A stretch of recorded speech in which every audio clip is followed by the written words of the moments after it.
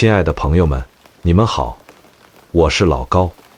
你有没有想过，那些在职场里八面玲珑的人，那些在商场里翻手为云、覆手为雨的人，那些看透了规则却还能活得风生水起的人，他们到底读过什么书？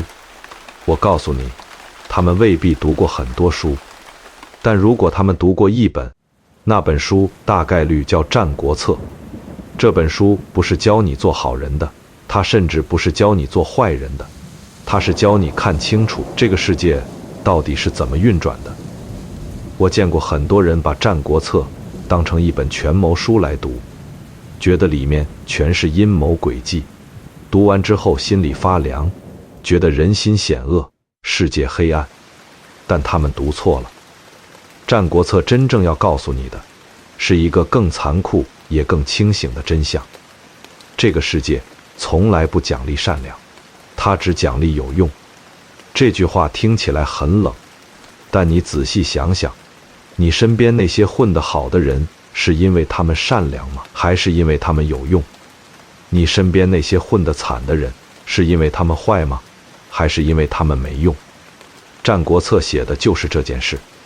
他写的是一个秩序彻底崩坏的时代，周天子的权威早就成了一张废纸，礼义廉耻这4个字被扔进了垃圾桶。7个大国像7头饿狼围着一块肉，每个人都在想怎么多咬一口，同时又要防着别人把自己咬死。这是人类历史上最残酷的一次大洗牌。用今天的话来说，这就是一场史诗级别的行业重组。旧的秩序没了，新的规则还没建立，所有人都在黑暗里摸索，所有人都在赌自己能活到天亮。而在这个时代里，出现了一群人，这群人没有贵族血统，没有世袭的封地，没有靠山，没有背景，他们有的只是一张嘴，一个脑子和一肚子关于人性、权力、利益的深刻洞察。他们叫纵横家。苏秦、张仪、范雎、蔡泽，这些名字你可能都听说过，但你真的了解他们吗？你知道苏秦在成功之前是一个被家人嫌弃、被妻子冷落、被嫂子讽刺的落魄书生吗？你知道张仪在楚国被打得半死，被人诬陷偷玉璧，爬起来第一件事是摸摸自己的舌头还在不在吗？你知道范雎在魏国差点被人活活打死，裹进草席扔进厕所，靠装死才逃出来吗？这些人的故事不是励志故事，这些人的故事是关于人在极端压力下如何把自己逼出来的故事，关于如何在一个不讲规则的世界里用规则打败所有人的故事。好，我们现在正式开始。先说苏秦。苏秦这个人，如果放在今天，他就是那种在创业圈里混了好几年，一事无成，欠了一屁股债，回到家里被所有人当成废物的人。他学的是鬼谷子的纵横之术，简单来说就是游说，就是用语言影响权贵，改变局势。这个技能放在今天，大概相当于战略咨询加公关加高端销售的综合体。但问题是，这个技能有一个致命的门槛，你必须先让人愿意听你说话。苏秦第一次出山去找秦惠王，他带着满肚子的方案，信心满满，要给秦国出谋划策，帮秦王统一天下。秦王见了他，听了他说的，然后把他打发走了。理由很简单，时机不对，现在不需要你。苏秦灰溜溜地回家了，他没有钱，没有地位，没有人脉。他回到家里，穿着破衣服，鞋子都磨穿了。他的父母没有出来迎接他，他的妻子继续织布，头都没抬一下。他的嫂子没有给他做饭。这个场景你能想象吗？一个30多岁的男人站在自己家门口，看着自己的家人，用沉默和冷漠告诉他，你是个失败者，你不值得被正眼看待。苏秦没有崩溃，他做了一件事，这件事后来被所有读书人当成励志故事来讲，叫做悬梁刺股。但我今天不是要讲他有多刻苦，我要讲的是他在那个夜里一个人对着书本到底想清楚了什么。他想清楚了一件事：秦国不需要他，不代表没有人需要他。他想清楚了一件事：游说这件事不是卖产品，是卖解决方案。你要先搞清楚对方的问题是什么，然后你的方案才有价值。他想清楚了一件事：权力的游戏里没有永远的强者，只有当下的需求，谁最需要被帮助，谁就最值得被游说。1年之后，苏秦出山了。这一次他没有去找最强的秦国，他去找了最弱的燕国。燕国是战国七雄里最边缘最弱小的一个。燕文侯是个焦虑的君主，他每天都在担心被旁边的赵国吞掉。苏秦去见燕文侯，开口第一句话不是说我有多厉害，而是说：大王，你现在最大的威胁是什么？然后他分析了燕国的地缘处境，分析了赵国的战略意图，分析了秦国的扩张路线，最后得出一个结论：燕国要活下去，唯一的办法是联合其他5国共同对抗秦国。这就是著名的合纵策略。燕文侯被说动了，他给了苏秦钱，给了苏秦车马，给了苏秦信任。然后苏秦带着燕国的背书去游说赵国，游说韩国，游说魏国，游说齐国，游说楚国。他成功了，6国合纵，苏秦配6国相印。这是什么概念？这相当于一个没有任何背景的创业者，用一套商业逻辑，同时拿下了6家顶级投资机构的投资，然后成了6家公司同时任命的 CEO。但我不是要讲苏秦有多成功，我要讲他成功之后发生了一件事。他回家了，他带着6国相印，带着无数的随从和车马，回到了他出发的那个地方。他的父母出城30里迎接他，他的妻子不敢正视他，侧着身子走路。他的嫂子跪在地上，把脸贴在地上，说尽了好话。苏秦看着这一切，说了一句话。这句话在《战国策》里被原原本本地记录下来。他说：嫂子，你为什么先前那么傲慢，现在又这么卑躬屈膝？他嫂子说：因为你现在有地位，有钱了。苏秦叹了口气说：哎，贫穷的时候连父母都不把我当儿子，富贵了连亲戚都来巴结。人活在世上，权势和富贵怎么能不重视呢？你看，这就是《战国策》的底色。它不是教你愤世嫉俗，它是教你看清楚。苏秦没有因为这件事变得愤怒，也没有变得虚伪，他只是更清醒了。他知道了这个世界就是这样运转的，人对人的态度本质上是利益的折射。认清了这一点，你才能在这个世界里活得明白。认清了这一点，你才不会因为别人的冷漠而崩溃，也不会因为别人的追捧而迷失。苏秦的故事还没完，合纵成功之后，苏秦的处境其实非常危险。他同时服务于6个国家，但这6个国家之间并不是真的铁板一块，他们随时可能因为利益分歧而相互攻伐。苏秦就像一个在6条绳子上同时走钢丝的人，任何一条绳子松动，他都会摔死。后来苏秦去了齐国，在齐国做间谍，帮助燕国从内部瓦解齐国的力量。这件事最终暴露，苏秦被车裂而死。车裂就是把人的4肢绑在4匹马上，然后让马朝4个方向跑，把人撕碎。这是战国时代最残酷的刑罚之一。苏秦死在了他自己选择的游戏里。这个结局是悲剧吗？我觉得不是。苏秦选择了这条路，他知道这条路的代价。他在最贫贱的时候被所有人抛弃，他在最辉煌的时候让6国俯首，他活出了他想要的那种烈度。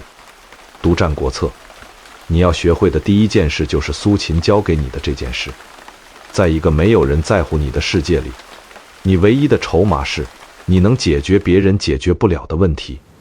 他告诉我们，真正的核心资产不是你现在拥有的地位和财富，而是你身上那个别人替代不了的本事。苏秦的那个本事就是看透局势，找到需求，用语言撬动资源。现在我们来说张仪，如果苏秦是合纵的建筑师，那张仪就是连横的破坏者。他们两个人传说是同门师兄弟，都出自鬼谷子门下，但他们选择了截然相反的道路。苏秦帮六国联合起来对抗秦国，张仪帮秦国一个个的把六国拆散。这两个人是战国时代最精彩的一对对手。但张仪的故事要从一个屈辱的开始说起。张仪年轻的时候去楚国游历，楚国的令尹就是宰相，叫昭阳。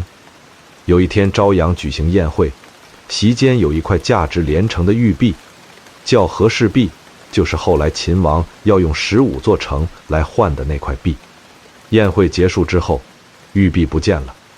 有人说张仪这个穷小子肯定是偷了，于是昭阳的手下把张仪抓起来，打了个半死，逼他认罪。张仪说我没偷，他们继续打，打到最后张仪实在撑不住了，被扔了出去。他回到家里，妻子哭着说，你要是不去读那些书，游说那些人，怎么会受这种侮辱？张仪没有回答妻子的问题，他只问了一句话，你看看我的舌头还在吗？妻子愣了一下，说，在。张仪说，那就够了。这句话是《战国策》里最有名的话之一。你细品这句话，一个刚刚被人打得半死，被人诬陷偷窃，被人羞辱到极点的人，他的第一反应不是愤怒，不是委屈，不是崩溃，而是确认自己最核心的资产还在不在。他的核心资产是什么？是舌头，是语言，是说服人的能力。只要这个东西还在，他就还有翻盘的机会。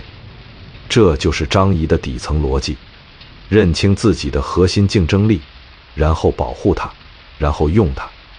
后来张仪去了秦国，他见到了秦惠王，他用了一套和苏秦完全相反的逻辑来游说秦王。苏秦说，大王，你要和其他国家联合，共同对抗最强的那个。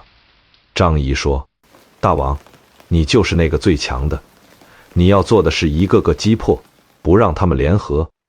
秦惠王被说服了，张仪成了秦国的相国，然后开始了他一生中最精彩的表演。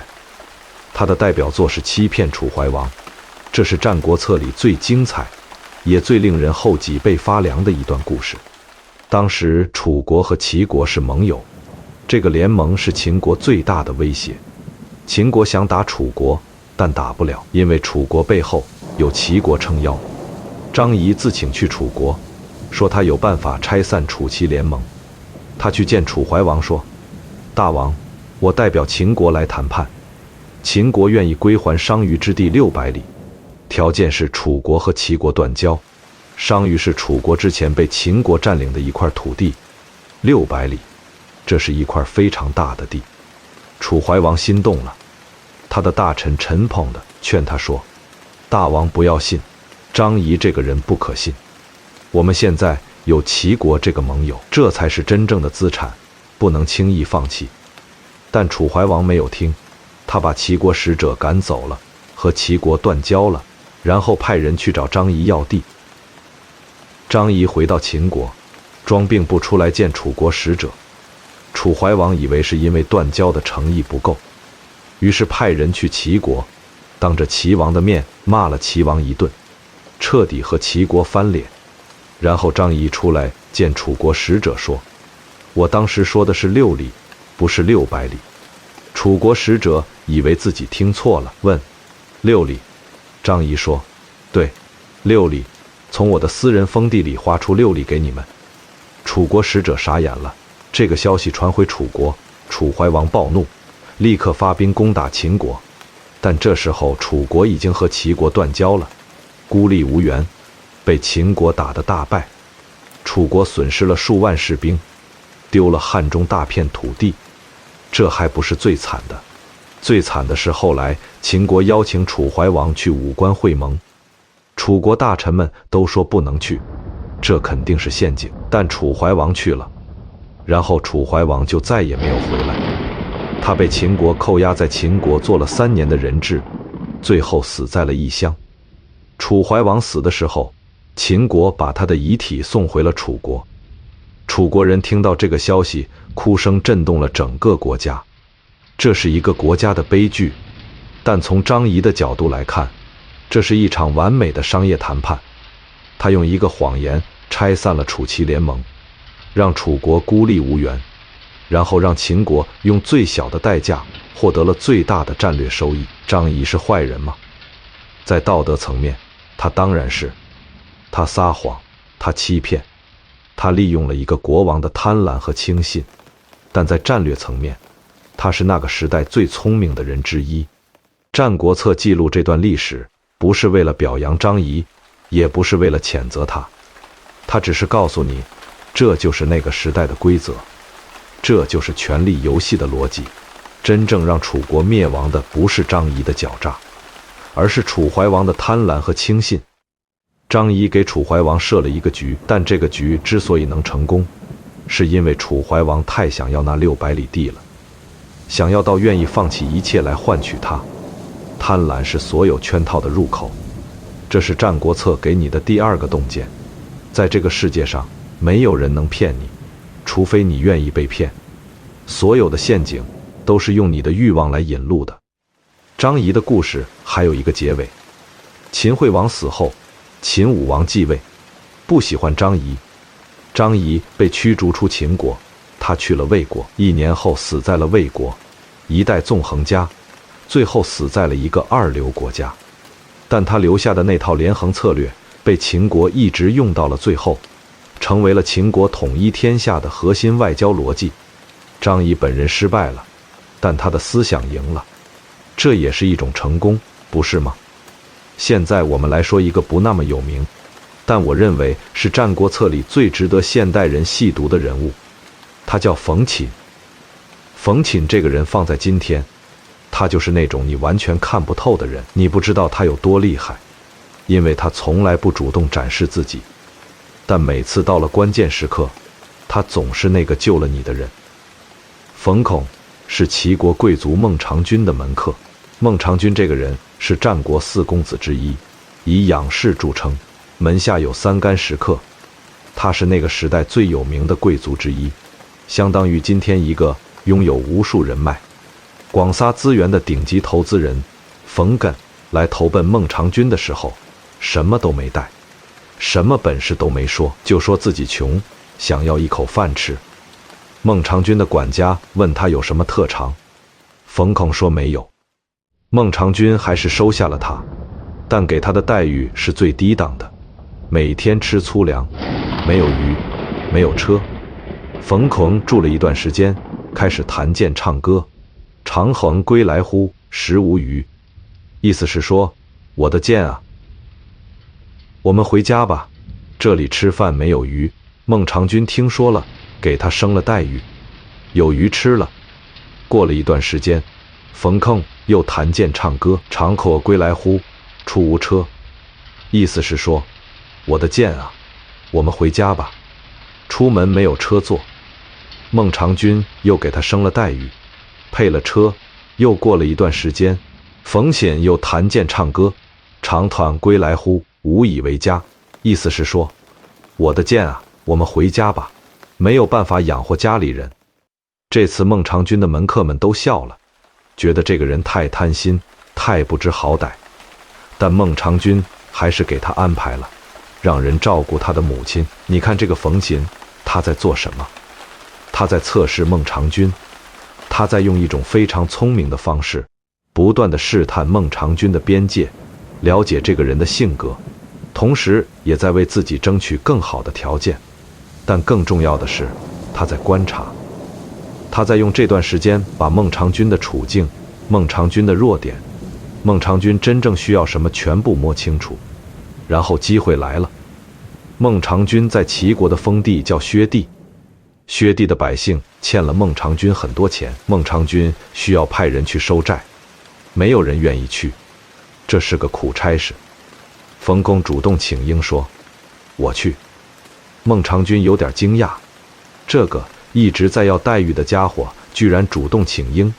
他问冯巩：“你去了之后要给我带什么回来？”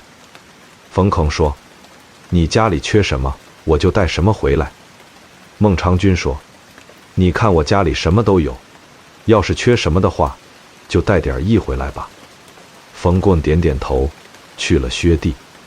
他到了薛地，把欠债的百姓全部召集起来，核对了账目，然后当着所有人的面把债券全部烧掉了，说：“孟尝君说了，这些债全部免了。”薛地的百姓欢呼雀跃，感恩戴德。冯寝回来了，孟尝君问他：“你收了多少钱回来？”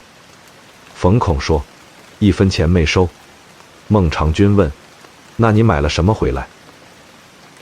冯巩说：“你说让我买1，我就买1回来了。”孟尝君大怒。冯巩不慌不忙说：“大王，你有3000门客，每年要花多少钱？你的封地薛地的百姓才是你真正的根基。你现在是齐国的相国，你的地位很高，但你有没有想过，有一天你不再是相国了，你要靠什么活下去？靠这些门客吗？门客是追随权势的，你失势了，他们就散了。但薛地的百姓不一样，他们记得你的恩情，那才是你真正的退路。”孟尝君听完，沉默了很久，说：“先生说的对，这就是冯巩买意。”他用一次看似鲁莽的行动，为孟尝君建立了一个真正的战略后备基地。但冯巩的故事还没完，后来孟尝君果然失势了，被齐王罢免了相国之位，要回到薛地。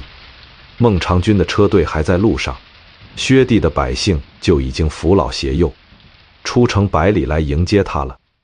孟尝君看到这一幕，回头对冯巩说：“先生当年买的意，我今天看到了。”冯巩说：“狡兔有3窟，仅得免其死耳。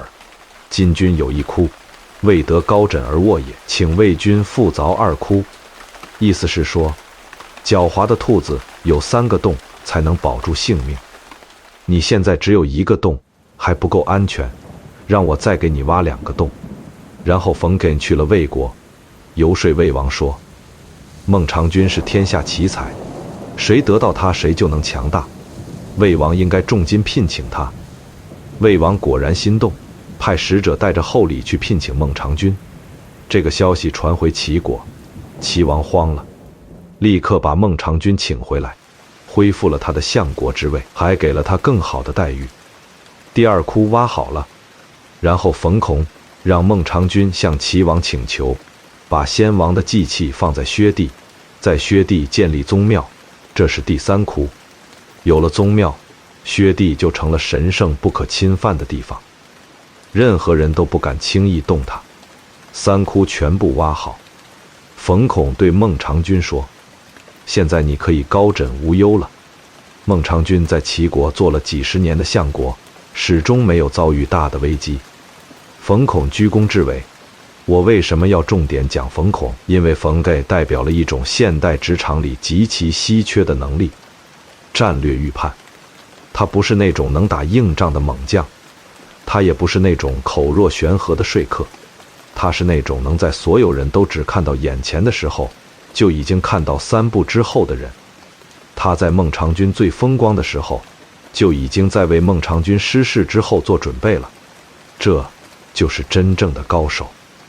真正的高手从来不只是解决当下的问题，他们解决的是3年后、5年后才会出现的问题。这是《战国策》给你的第3个洞见。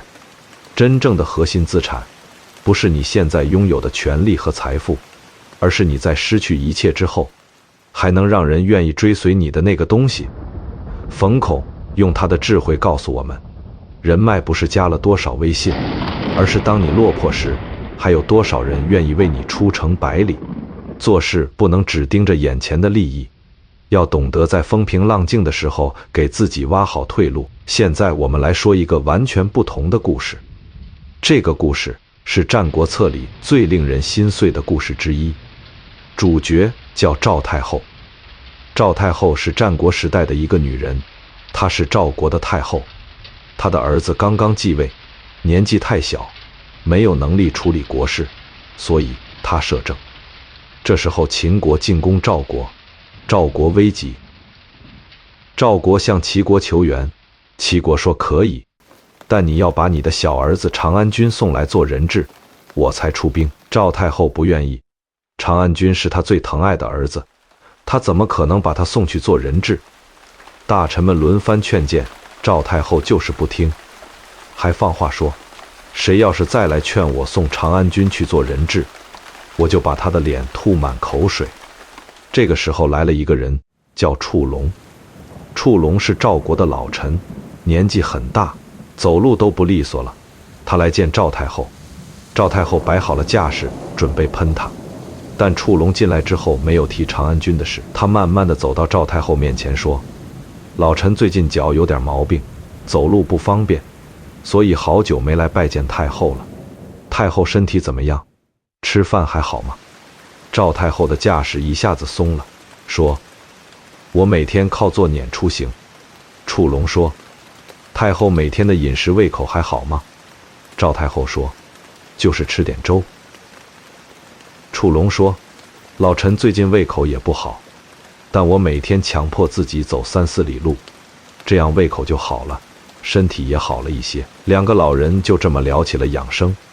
然后触龙说，老臣有个小儿子叫舒淇，年纪最小，但我最疼他，我老了没什么用了，想在临死之前让他能够进宫来做侍卫，所以今天厚着脸皮来求太后。赵太后的表情一下子柔和了，说，行了，他多大了？触龙说，15岁了，虽然还小，但我想在闭眼之前把他托付给太后。赵太后说，你们男人也疼爱小儿子。触龙说，比女人还疼。赵太后笑了，说，女人更疼孩子。触龙说，太后，我觉得你疼长安君，不如你疼燕后。赵太后说，不对，我更疼长安君。触龙说，父母疼爱子女，要为他们做长远的打算。当年太后把燕后嫁去燕国送别的时候哭了，那是真的舍不得。但燕后走了之后，太后每次祭祀都要祈祷她不要被遣返回来，希望她能在燕国生儿育女，子子孙孙都能做燕国的王，这是真的为她做长远打算。赵太后说，是的。触龙说，那太后想想，从赵国建国到现在，赵王的子孙里有几个人的封地传到了第3代？赵太后想了想说，没有。触龙说，不只是赵国，其他国家也一样，王室的子弟没有功劳，没有为国家做过贡献，却享受着最高的待遇。这样的人一旦国家有变，他们是最先被抛弃的。长安君现在有了封地，有了宝物，但他没有为赵国立过任何功劳。如果太后100年之后，长安君凭什么在赵国立足？赵太后沉默了。触龙说，所以太后让长安君去齐国做人质，是让他有机会为赵国做贡献，是真正的为他好。赵太后哭了，说，好，就按你说的办。这就是触龙说赵太后。战国策里最经典的说服案例之一。触龙用了什么技巧？他没有正面攻击，没有讲大道理，没有说你这样做是错的。他做的第一件事是建立连接。他聊养生，聊自己的小儿子，把自己变成一个和赵太后有共同话题的普通老人，而不是一个来给他施压的大臣。他做的第二件事是换位思考。他不是在说你不应该疼爱长安君，而是在说你疼爱长安君的方式是错的。真正的疼爱是为他的未来做打算。他做的第3件事是给了赵太后一个台阶下。他没有说你是一个不称职的母亲，他说的是你是一个伟大的母亲，但你需要用更伟大的方式来爱你的儿子。这是人类历史上最高明的沟通技巧之一。你看《战国策》里的这些人，他们的厉害之处不在于他们有多强大，而在于他们太了解人性了。他们知道每个人都有自己的软肋，有人的软肋是贪婪，有人的软肋是恐惧，有人的软肋是虚荣，有人的软肋是爱。触龙找到了赵太后的软肋，她是一个母亲，她最深的恐惧不是失去权力，而是伤害她最爱的孩子。他从这个软肋入手，用最温柔的方式改变了赵太后的决定，改变了赵国的命运。这是《战国策》给你的第4个洞见。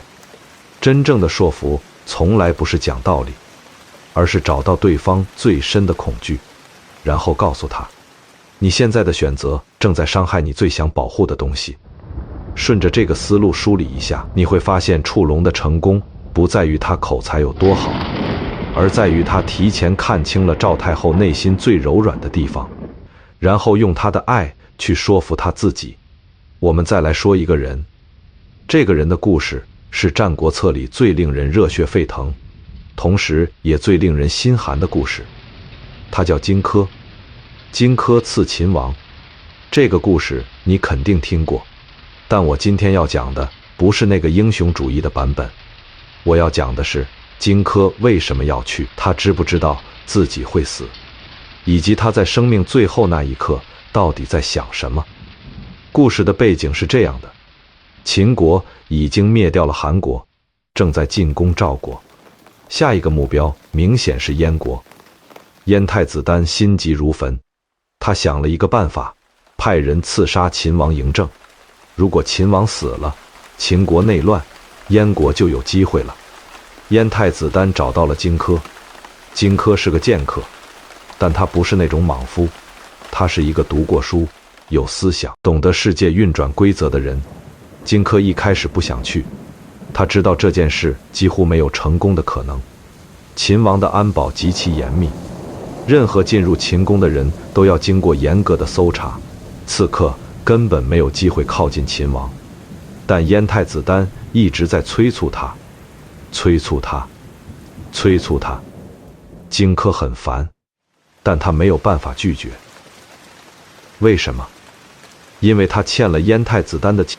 燕太子丹对他极好，给他最好的宅子住，给他最好的食物吃，给他最好的车马用，把他当成最尊贵的客人对待。这是一种软绑架，你接受了别人的好意，就欠下了一份人情，这份人情在某一天会被要求偿还。荆轲知道这一点，但他还是接受了太子丹的好意。这说明荆轲一开始就知道，有一天他会被要求去做这件事。他接受了这个命运。荆轲提出了2个要求：第一，他需要一个信物，能够让他接近秦王，这个信物就是燕国叛将樊期的人头。秦王悬赏千金要买樊期的头。第二，他需要一把藏在地图里的毒匕首，用来行刺。燕太子丹说，樊期是来投奔我的，我不能伤害他。荆轲自己去见了樊期，对他说，我有一个办法，可以替你报仇，同时也可以拯救燕国，但我需要你的头。樊期没有犹豫，当场自刎。这个场景我每次读到都会停下来沉默很久。一个人为了一个更大的目标，把自己的头颅交给了另一个人，这需要多大的勇气，这需要多深的信任。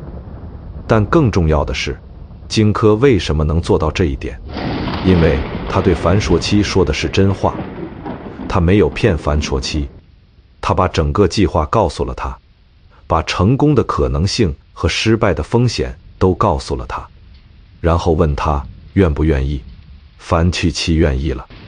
这说明，即使是在最黑暗的政治游戏里，真诚依然是最强大的武器之一。然后是出发的那一天，易水边荆轲和他的助手秦舞阳，还有送行的燕太子丹和宾客们，都穿着白色的衣服，白色是丧服的颜色。荆轲的好友高渐离击筑，荆轲合着音乐唱歌，风萧萧兮易水寒，壮士一去兮不复还。这首歌2000多年后依然让人热泪盈眶。荆轲唱完，头也不回地走了。他知道他不会回来，他知道这次刺杀成功的概率极低，但他还是去了。为什么？这个问题是我读《战国策》时想的最多的问题。我觉得答案不是因为他忠于燕国，也不是因为他欠了太子丹的情，而是因为他是荆轲。荆轲这个人，他选择了一种活法。这种活法的核心是，我愿意为我认为值得的事情付出一切。他认为这件事值得，不是因为他一定能成功，而是因为他代表了某种东西，某种在那个时代已经快要消失的东西。一个人面对不可能的处境，依然选择去做他认为对的事。荆轲进入秦宫，献上地图，藏在地图里的匕首露出来了。他抓住了秦王的袖子，举起匕首，然后他失手了。匕首没有刺中秦王，秦王挣脱了，绕着柱子跑。荆轲追不上，把匕首扔了出去，也没有击中。最后荆轲被秦王的侍卫砍倒在地，他靠着柱子看着秦王笑了。他说，我之所以没有成功，是因为我想活捉你，逼你签下归还土地的盟约，以此来回报太子。然后他死了。这是一个失败者的故事。荆轲没有成功，他的刺杀不仅没有阻止秦国，反而激怒了秦王，加速了燕国的灭亡。从结果上来说，荆轲的行动是一场彻底的失败。但《战国策》为什么要记录这个故事？因为这个故事告诉你，在一个完全由利益驱动的世界里，有人选择了不一样的活法。苏秦活着是因为他有用，张仪活着是因为他聪明，冯巩活着是因为他看得远，荆轲死了是因为他是荆轲。他不是工具，他是一个人。这个世界上，有些人活着是为了赢，有些人活着是为了成为他们自己。荆轲选择了后者，这是《战国策》里最动人的地方。在所有的权谋和算计之中，他保留了这样一个人，一个不计代价，不问结果，只问自己内心的人。现在我们从这些故事里退出来，站在更高的地方，看看《战国策》这本书到底在说什么。《战国策》不是一本历史书，虽然它记录了历史，它是一本关于人性的书，是一本关于生存的书，是一本关于在极端环境下人如何做选择的书。它记录的那个时代有一个特点，没有永恒的规则，只有永恒的利益。这个特点听起来很遥远，但其实离我们很近。我们今天生活的这个时代，也在经历一场大洗牌。旧的行业在消失，新的秩序还没有建立。很多人发现他们过去20年积累的经验和技能，突然变得不那么值钱了。这种感觉和战国时代的人其实没有太大的区别。在那个时代，苏秦给了我们一个答案：找到你真正的核心能力，然后找到最需要你的那个人。不要去找最强大的那个，要去找最需要你的那个。这是一个反直觉的选择，但它是正确的。张仪给了我们一个警告：在这个世界上，没有免费的午餐，没有凭空而来的600里地。当有人给你一个好到难以置信的条件时，你要做的不是感激，而是想想他要从你这里得到什么。贪婪是所有圈套的入口。冯婷给了我们一个提醒：你现在的权利和地位是暂时的，真正值得你投资的是那些在你失去一切之后依然愿意为你出城百里的人，依然愿意为你建立的那种关系。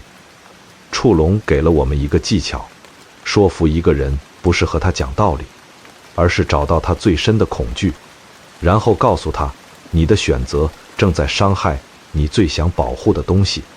荆轲给了我们一个问题：你愿意为什么而死？或者换一种方式问，你愿意为什么而活？这个问题没有标准答案，但如果你从来没有认真想过这个问题，那你可能只是在随波逐流，而不是在真正的活着。《战国策》这本书写于2000多年前，但他描述的人性从来没有过时，贪婪没有过时，恐惧没有过时，权力的诱惑没有过时，人对尊重和认可的渴望没有过时。但有一件事也从来没有过时，就是在所有的算计和权谋之中，依然有人选择了荆轲的那条路，不问结果，只问内心。这两种人在战国时代都存在，在今天也都存在。苏秦和张仪，他们活得很精彩，但他们活在了别人的棋局里。荆轲死了，但他是自己的主角。你想成为哪种人？这个问题不需要回答我，你只需要回答你自己。我想说最后一件事，《战国策》这本书有一个很多人忽略的细节，这本书里记录了大量的失败者的故事。苏秦最后被车裂，张仪最后被驱逐，死在异乡；荆轲刺秦失败，赵国最后被灭，楚怀王死在异乡。这些人有的聪明绝顶，有的勇气过人，有的权倾天下，但他们最后都失败了，都死了。战国策为什么要记录这些失败者？因为失败者的故事比成功者的故事更真实，也更有价值。成功者的故事告诉你应该怎么做，失败者的故事告诉你不应该怎么做。但更深一层，失败者的故事告诉你的是，这个世界有时候不是你的错，你可以做对所有的事，但还是会输。苏秦做对了很多事，但他死于局势的复杂性，不是他的错。荆轲做对了所有他能做的事，但他输给了命运，不是他的错。这个认知对现代人来说极其重要。我们生活在一个结果导向的时代，我们被教导说，只要你足够努力，只要你足够聪明，你就一定能成功。但《战国策》告诉你，这不是真的。有时候你做了所有正确的事，你还是会输。这不是悲观，这是清醒。清醒的活着比乐观的活着更难，但也更有力量。因为一个清醒的人，他不会因为一次失败而崩溃，因为他知道失败是这个游戏的一部分。他也不会因为一次成功而迷失，因为他知道成功是暂时的，下一个挑战永远在路上。这才是《战国策》真正想给你的东西，不是权谋，不是技巧，不是成功学，而是一种面对这个世界的姿态，清醒、坚韧，知道自己要什么，知道自己愿意为什么付出代价。读懂了《战国策》，才算读懂了中国人在乱世中最深沉的生存智慧，不是活得最长，而是活得最真；不是赢得最多，而是输得最有尊严。在那个风萧萧兮易水寒的年代，有人选择了精于算计，有人选择了壮士不还。2000年之后，你站在这里看完了这段历史，你会发现，真正让你记住的，从来不是那些赢家，而是那些在极端压力下依然保持了自己的人。苏秦被家人嫌弃的时候，他没有放弃自己；张仪被打得半死的时候，他摸了摸自己的舌头；荆轲走向死亡的时候，他头也不回。这3个动作是我读完整本《战国策》之后最难忘的3个画面。他们告诉你，无论这个世界怎么对你，你对自己的态度才是最重要的。好了，今天的《战国策》我们就聊到这里。如果你喜欢这个系列，请点赞、收藏并订阅我们的频道。每一期，我们都会用30分钟带你读完一本改变人类命运的经典著作。我们下期见。